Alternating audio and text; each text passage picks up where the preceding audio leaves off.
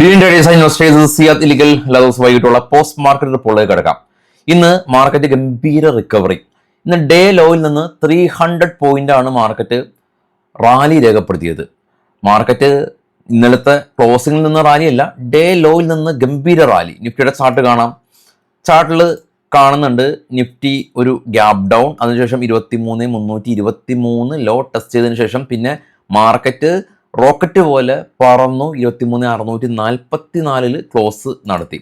ഒട്ടും പ്രതീക്ഷിക്കാതെ IT index തിരിച്ചു കയറി. കൂടാതെ തന്നെ IT ഇൻഡെക്സിൽ തന്നെ ടെക്കം, ഇൻഫോസിസ്, കൂടാതെ ടെലികോമിൽ എയർടെലും, ഫാർമ സെക്ടറിൽ നിന്ന് സൺഫാർമയും, HCL ടെക് IT-യിൽ നിന്ന്, കൊഡാക് ബാങ്കിങ് സെക്ടറിൽ നിന്ന് ഗംഭീര റാലി രേഖപ്പെടുത്തി. അങ്ങനെ HDFCനെ പിന്തള്ളി എയർടെൽ NSE ഏറ്റവും കൂടുതൽ മാർക്കറ്റ് ക്യാപ്പുള്ള രണ്ടാമത്തെ കമ്പനിയായിട്ട് മാറി. ഫാർമ സെക്ടറിൽ നിന്ന് ഗ്ലാൻഡ് ഫാർമയിൽ തന്നെ 15% റാലി രേഖപ്പെടുത്തി. ഇവരുടെ net profit 86% year on year spike രേഖപ്പെടുത്തിയിരുന്നു. നമ്മൾ രാവിലെയും പ്രീ മാർക്കറ്റ് ന്യൂസ് ഉണ്ട്, അപ്പോൾ നിങ്ങൾ സമയമുണ്ടെങ്കിൽ രാവിലെയും പ്രീ മാർക്കറ്റ് കാണാനായിട്ട് ശ്രമിക്കുക. ടാറ്റ സ്റ്റീൽ എന്നാൽ ഒരു 3% ഒരു ഫോൾ രേഖപ്പെടുത്തി Q4 റിസൾട്ടിന് ശേഷം. ICC പ്രൊഡൻഷ്യൽ ലൈഫും ഇവരുടെ പ്രൊമോട്ടേഴ്സ് സ്റ്റേക്ക് കട്ട് ചെയ്യുന്നു എന്നുള്ള ന്യൂസ് കാരണം ഏകദേശം ഒരു 4% ഒരു ഫോൾ രേഖപ്പെടുത്തി. അങ്ങനെ തുടർച്ചയായി രണ്ടാമത്തെ ദിവസം IT ഇൻഡെക്സ് ശക്തമായ രീതിയിൽ മുന്നേറി. ഇതിൻ്റെ കാരണം നമ്മൾ നോക്കുകയാണെങ്കിൽ Indian rupees all time low ആണ്. അപ്പോൾ അത് ഈ ഒരു കാരണം കൊണ്ടാണ് IT സ്റ്റോക്കുകൾ മുന്നേറുന്നത് എങ്കിൽ അതിന് അത്ര ആയുസില്ല. കാരണം കുറച്ചും കൂടി കഴിയുമ്പോൾ ഇന്ത്യൻ റുപ്പീസ് ഇത്തരത്തിൽ ഓൾ ടൈം ലോ ആണെങ്കിൽ IT സ്റ്റോക്കുകൾക്ക് തന്നെ, മറ്റുള്ള എക്സ് സെക്ടറിന് അത് ദോഷകരമാണ്, IT സെക്ടറുകൾക്ക് തന്നെ ലോങ് ടൈമിൽ അത് ദോഷകരമാകും. ഏത് സിനാരിയോയിലാണ്? Indian rupees all time low ആയത് കൊണ്ടാണ് ഇന്ത്യൻ IT കമ്പനീസ് മുന്നേറിയിട്ടുണ്ടെങ്കിൽ. കാരണം ഇന്ത്യൻ റുപ്പീസ് ഫോൾ ആവുന്നത് രാജ്യത്തിന് നല്ലതല്ലല്ലോ, ആ ഒരു പെർസ്പെക്റ്റീവ് പറഞ്ഞാണ്.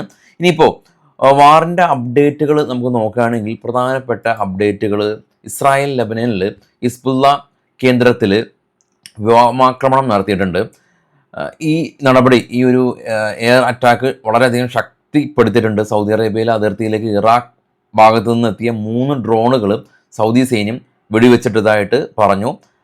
കൂടാതെ തന്നെ UAEയുടെയും സൗദിയുടെയും പ്രധാന എനർജി ഇൻഫ്രാസ്ട്രക്ചറുകളെ ലക്ഷ്യമാക്കി ഡ്രോൺ ആക്രമണം ഉണ്ടായതായി റിപ്പോർട്ടുണ്ട്. UAEയിലെ ബറാക്ക് ന്യൂക്ലിയർ പ്ലാന്റ് സമീപത്ത് ഫയർ ആക്സിഡൻ്റ് ഉണ്ടായിട്ടുണ്ട്. പക്ഷേ റിയാക്ടറിൻ്റെ ലീക്ക് ഇതുവരെ ഉണ്ടായിട്ടില്ല. ഇറാൻ അനുകൂലികളായിട്ടുള്ള ഗ്രൂപ്പാണ് ഹിസ്ബുള്ള, ഹൂദ്.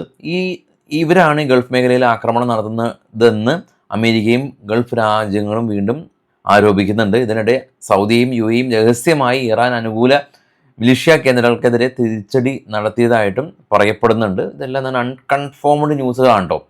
അപ്പോൾ എനിവേ ആ ഒരു ഭാഗത്തേക്ക് നോക്കുകയാണെങ്കിൽ യുദ്ധം വീണ്ടും ശക്തി പ്രാപിക്കുന്നുണ്ട്. ക്രൂഡ് വീണ്ടും സ്പൈക്ക് ചെയ്യുന്നുണ്ട്.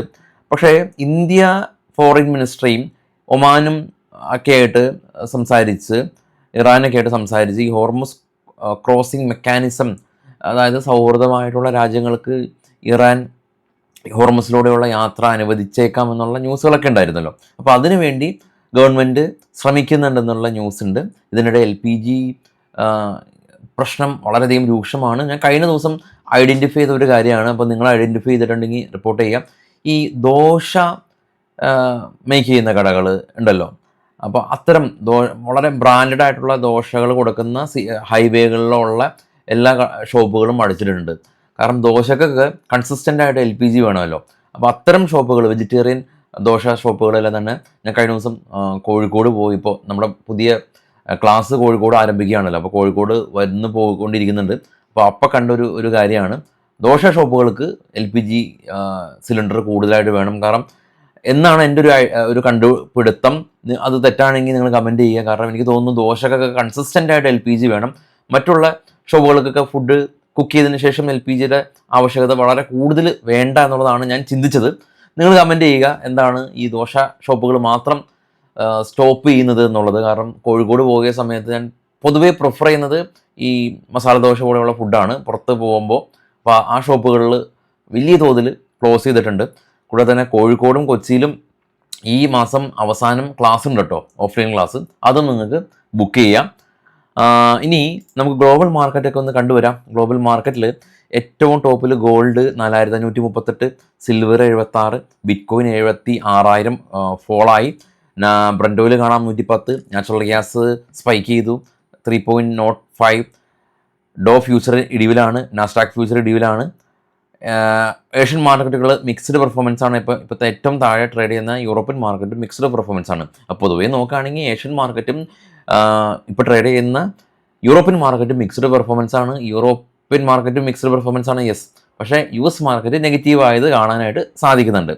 ഇനി സ്റ്റോക്കുകൾ കുറച്ച് വാർത്തകളിലേക്ക് പോകാം. ബൈസൽ റെക്കമെൻഡേഷൻ അല്ല. സ്റ്റോക്കുകളുടെ വാർത്തയിൽ ആദ്യം HDFC ബാങ്ക് ആണ്. HDFC ബാങ്കിൻ്റെ ഇടക്കാല ചെയർമാനായിട്ട് കിക്കി മിസ്ട്രി അദ്ദേഹം 90 ദിവസത്തേക്ക് വീണ്ടും എക്സ്റ്റെൻഡ് ചെയ്യാനായിട്ട് ശ്രമിക്കുന്നുണ്ടെന്നുള്ള ന്യൂസ് ഉണ്ട്. അപ്പോൾ അദ്ദേഹത്തിൻ്റെ കാലാവധി തീരുന്നത് ജൂൺ 18-നാണ്. ഇനി അപ്പോളോ മൈക്രോസിസ്റ്റം കമ്പനി നെറ്റ് പ്രോഫിറ്റ് 14 നിന്ന് 37 കോടി രൂപയിലേക്ക് ഉയർന്നു. സ്ട്രൈഡസ് ഫാർമ നെറ്റ് പ്രോഫിറ്റ് 82 നിന്ന് 127 കോടി രൂപയിലേക്ക് ഉയർന്നു. JR ഇൻഫ്രാ പ്രൊജക്റ്റ് ഇവർ നാഷണൽ ഹൈവേ അതോറിറ്റി ആയിട്ട് ഒരു പുതിയ പ്രൊജക്റ്റ് സൈൻ ചെയ്തു. മറൈൻ ഇലക്ട്രിക് കമ്പനി ഇവർ 209 കോടി രൂപയുടെ ഒരു കോൺട്രാക്റ്റ് സൈൻ ചെയ്തു. ഐഷർ മോട്ടേഴ്സ് ആമസോൺ ഐഷർ മോട്ടേഴ്സിൻ്റെ 1000 EV ട്രക്കുകൾ ബൈ ചെയ്തേക്കാം എന്നുള്ള ന്യൂസ് ഉണ്ട്. ഹിന്ദ് കോപ്പർ കമ്പനി NDA ആയിട്ട് പുതിയൊരു ബിസിനസ് കോൺട്രാക്റ്റ് സൈൻ ചെയ്തു. മാൻ ഇൻഫ്രാ കമ്പനി ബോംബെയിൽ ഒരു സീ ഫേസ് ആയിട്ട് ഒരു ലാൻഡ് അവർ അക്യൂർ ചെയ്തു, 1000 കോടി രൂപ മുടക്കി. മാരുതി അവരുടെ പുതിയ പ്ലാന്റ്, ഹരിയാനയിലുള്ള പുതിയ പ്ലാന്റിൻ്റെ പ്രൊഡക്ഷൻ കപ്പാസിറ്റി ഉയർത്തിയതായിട്ട് അറിയിച്ചു. ടാറ്റ പവർ ഡ്രക് ക്ലീൻ പവറായിട്ട് പുതിയ ബിസിനസ് കോൺട്രാക്റ്റ് സൈൻ ചെയ്തു. 5000 മെഗാവാട്ട് ക്ലീൻ എനർജിയുടെ ഒരു പ്രൊജക്റ്റാണ് സൈൻ ചെയ്തത്. അഫ്കോൺ ഇൻഫ്രാസ്ട്രക്ചർ കമ്പനി ഇവർക്കൊരു ഓർഡർ കിട്ടിയിരുന്നു, പക്ഷേ ഈ ഒരു ഓർഡർ ബിഡ് പൈസ ഹൈ ആയതുകൊണ്ട് നഷ്ടപ്പെട്ടതായിട്ടുള്ള ന്യൂസ് ഉണ്ട്. ഇന്ന് സ്റ്റോക്ക് 6% ഫോൾ രേഖപ്പെടുത്തി. നമ്മുടെ ഹൈവേയിലെല്ലാം തന്നെ വർക്ക് ചെയ്യുന്നത് അഫ്കോൺ കൺസ്ട്രക്ഷൻ ആണ്. ആംബർ എൻ്റർപ്രൈസസ് കമ്പനി ഇന്ന് 15% ഇടിവുണ്ടായി. Q4-ന് ശേഷം ഇവരുടെ മാർജിൻ പ്രഷർ ഫിയറാണ് സ്റ്റോക്ക് ഫോളോ ആവാൻ കാരണം. Paytm എന്നൊരു ടീനേജേഴ്സിന് വേണ്ടി ബാങ്ക് അക്കൗണ്ട് ലിങ്ക് ചെയ്യേണ്ടാത്ത ഒരു ആപ്ലിക്കേഷൻ അവർ ലോഞ്ച് ചെയ്തു. ആസ്ട്രൽ 180 നിന്ന് 210 ഇവരുടെ പ്രോഫിറ്റ് ഉയർന്നതായിട്ടുള്ള ഒരു ന്യൂസ് ഉണ്ട്. ഇനി ഓപ്പൺ ഇൻട്രസ്റ്റ് പരിശോധിക്കാം. Puttu call ratio 1 and above ആണ്. നമ്മുടെ സ്പോട്ട് 23,650, മേജർ റെസിസ്റ്റൻസ് ആയിട്ട് 24,000 നിലകൊള്ളുന്നത്. കൂടാതെ സപ്പോർട്ട്, അതായത് പുട്ട് സൈഡിൽ വലിയ തോതിൽ അഡീഷൻ ഉണ്ടായിട്ടുണ്ട്. അതായത് സ്പോട്ടിൻ്റെ വളരെ നിയറസ്റ്റ് ആയിട്ട് ആളുകൾ ഹ്യൂജ് പുട്ട് റൈറ്റ് നടത്തിയിട്ടുണ്ട്. പൊതുവെ ബുള്ളിഷായ രീതിയിൽ പുട്ട് റൈറ്റേഴ്സ് നിലകൊണ്ടിട്ടുണ്ട്. അതുകൊണ്ട് തന്നെ PCR 1.35 എന്ന നിലയിലാണ് PCR ഉള്ളത്. പൊതുവേ ഈ PCRും മറ്റുള്ള കാര്യങ്ങളെല്ലാം തന്നെ ഓപ്ഷൻ ചെയ്യുന്ന ആളുകൾക്ക് മാത്രം മതി എന്നുള്ളൊരു ചിന്താഗതി ഉണ്ട്. അത് തെറ്റാണ് കേട്ടോ. കാരണം മാർക്കറ്റിൻ്റെ നില, നിഫ്റ്റിയുടെ അവസ്ഥ, ഈ ഡെറിവേറ്റീവിൽ ട്രേഡ് ചെയ്യുന്ന ആളുകൾ, ഹ്യൂജ് ഫണ്ട് ഹൗസുകൾ എത്തരത്തിലാണ് എന്നുള്ളത് നമുക്ക് ഈ ഒരു ഓപ്പൺ ഇൻട്രസ്റ്റ് ഒക്കെ കാണിച്ചു തരും.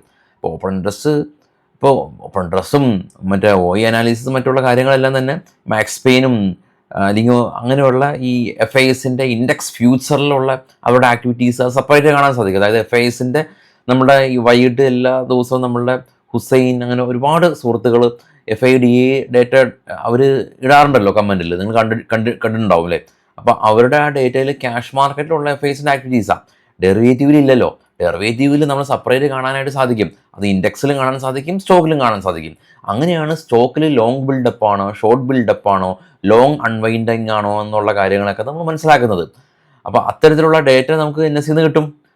അത് നമുക്ക് ഒരു എക്സലിൽ നമുക്ക് ക്രിയേറ്റ് ചെയ്ത് നമ്മുടെ പേഴ്സണൽ ആവശ്യത്തിന് വേണ്ടി പോയി നമ്മുടെ വെബ്സൈറ്റിലൊക്കെ പണ്ടുണ്ടായിരുന്നു. പിന്നീട് അത് എല്ലാ ദിവസവും ട്രാക്ക് ചെയ്യുക, അവിടെ അപ്ലോഡ് ചെയ്യുക, അതൊക്കെ ഭാരിച്ച ജോലിയായിട്ട് തോന്നിയത് കൊണ്ട് കുറച്ച് ആളുകൾ മാത്രമാണ് അത് ആക്സസ് ചെയ്യുന്നുള്ളത് കൊണ്ട് നമ്മളത് വെബ്സൈറ്റിൽ നിന്ന് പരമാവധി കാര്യങ്ങളൊക്കെ ഒഴിവാക്കി. കാരണം ന്യൂസിലുണ്ട്. പിന്നെ നമ്മുടെ ഇൻസ്റ്റാ പേജ് ഇപ്പോൾ വളരെ ആക്റ്റീവായിട്ടുണ്ട്. ഇൻസ്റ്റാ പേജിൽ നമ്മൾ ഇതൊക്കെ ചെയ്യുന്നുണ്ട്. അതുകൊണ്ട് ആളുകൾ വെബ്സൈറ്റിലേക്ക് പോകേണ്ട കാര്യമില്ലല്ലോ. അപ്പോൾ അതുകൊണ്ടാണ് നമ്മൾ വെബ്സൈറ്റിൽ ഇല്ലാത്തത്. പക്ഷേ നിങ്ങൾക്ക് തന്നെ ട്രാക്ക് ചെയ്യാൻ സാധിക്കും. അതിനെ സംബന്ധിച്ച് വീഡിയോസൊക്കെ നമ്മൾ ചെയ്തിട്ടുണ്ട്. അപ്പോൾ എനിവേ എല്ലാവർക്കും ശുഭരാത്രി. Thank you.